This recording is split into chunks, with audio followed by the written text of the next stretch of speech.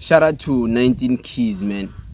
19 Keys is a black American who's proud to be a black person.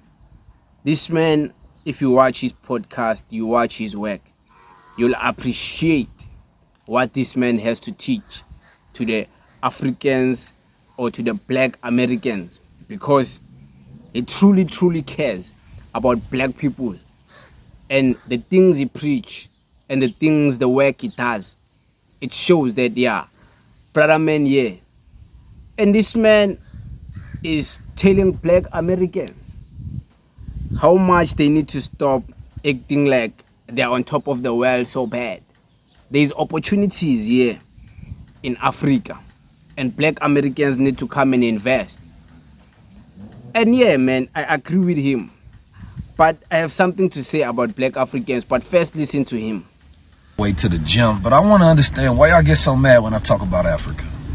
I want to understand from my black American brothers, man.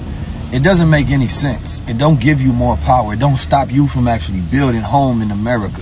You having this overt identity pride in American soil, right? Doesn't mean you building shit. Doesn't mean you have any power. Doesn't mean you getting money. Doesn't mean you developing a skill set. Because all that time that you can take for the vigor and the hate that you have for the African brothers, you could just be building outside and developing wealth in a country that you claim to love so much. Because I know I've done more in America than 99% of y'all. You feel me? So for me, when I look at Africa, it makes both business and cultural sense that if I'm thinking about Africa as an opportunity for us to go out there and build with the brothers and sisters. I'm from America, for sure. I know my history in America, and I know how great we are. I know about the warrior class and the innovators and the inventors that we come from, right? I don't need some fake sense of pride to have some war on Twitter to make me feel like, I'm some great black American patriot. That's fake and that's false and that's fraudulent. You feel me? That's you trying to escape the insecurities of not actually doing something with this land and this time and this opportunity that you have in America. So, when I say Africa is the future, I mean that shit, damn it. That don't mean that our opportunities, we are the present. So take advantage of that. We've been the present. You feel me? But Africa, at this place where the average age is 19 years old, right? And a lot of these places lack infrastructure. It's easier to build a future over there, right? There's a lot of opportunity. I get hit up by countries that have textile factories and things of that nature that want to do business. You think I'm not going to do business with my African brothers because of some people on Twitter that don't like it? You sound stupid. It's a reason why the Indians and the Chinese are there. It'd be best, more adapted for us to do business with each other, right? But for those who have the right spirit and not just trying to rob each other. Now, there's a lot of corruption that needs to be weeded out in Africa at the top from the leadership. There's a lot of infrastructure that has to be built there, right? I know people who went out there and created porta potty businesses and made millions, right? You can take simple ideas in Africa that they don't have and you can build. So you take your degrees and your knowledge and your skill set, but only if you got the right mindset. Don't go over there as a colonizer. And I'm not going over there looking for myself. When I already found myself, I already know who I am. You see the sun, moon, and stars on my hat. You know what I'm saying? I'm going over there as a God, speaking to the people, figuring out how we can do business together, do trade together, right? And having the art of global allies. We've lost that art of global allies. You think you're going to win by yourself? How? When we divided in America by every single thing that we can think of that divides us. Every single day you're looking for another reason why you don't want to work with somebody. That's weak-minded. So anyway, Africa is the future. We are the present. Let's build together.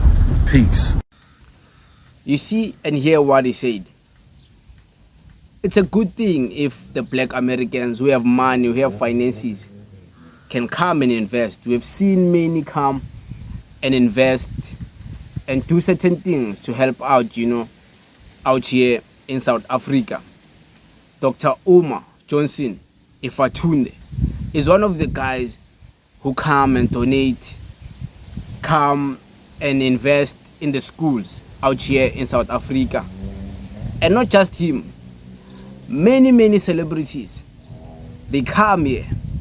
But imagine if these people with so much wealth in dollars in their America They could come and invest here, build infrastructure, help build institutions, help black people who have ideas build from ground up and own it as black people. If we could stop depending on white people's wealth, the bank's wealth, which is white people and Jewish people's wealth, to start up businesses as black people and start our businesses in debt. How about our very own Americans, who are known to be the most richest black people in the world, which is black Americans, let's be honest, could come and help out? How much far as Africans would go? The problem with Africans, when these people would come here, we'll chase them away. We wouldn't embrace them.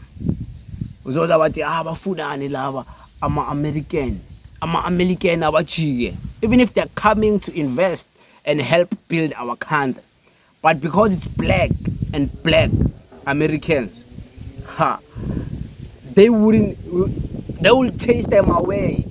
Black people will chase them away like they're nothing, like they're not here to do any good. Go back to America. And that's the problem with black people. You scare away black investment and depend on white investment so bad. And watch what the white investment is doing to you. There's plenty of black people who could easily come to Africa, South Africa, and invest something, but they see the way and the hostility between black South Africans and how black South Africans are so dependent on the black wealth and the black and on the white supremacy wealth, the banking white supremacy wealth. Black people are so independent to white people so bad that they wouldn't mind defending the privilege that they get from white people and the white endorsed system.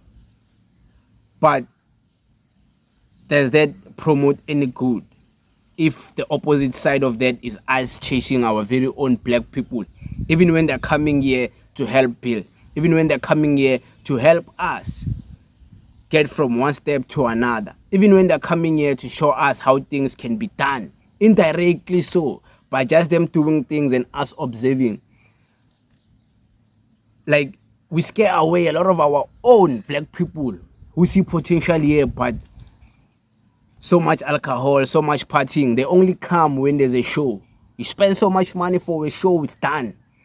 All that money you spent on a one-night show, imagine if it was invested building an institution, building something, gathering all that money, fixing all the potholes, just without depending on the government.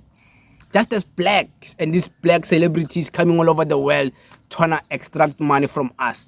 Imagine if it was a deal between us and them. They come here, all that money we spent buying tickets, alcohol on their shows, they give us 30%. Agree, this PEE deal is 30%. They give us 30% of that money we invested in building and donating back to the black entrepreneurs. How about that? But we don't think about that. Nah, they must go. They must go. They can only come when it's a party, we are getting drunk, being degenerate. But I'm just saying, 19 kids is right. You know? And I'm also right about Africans and black South Africans. And we are so far from power because of the way we think. But it is what it is. Thank you very much.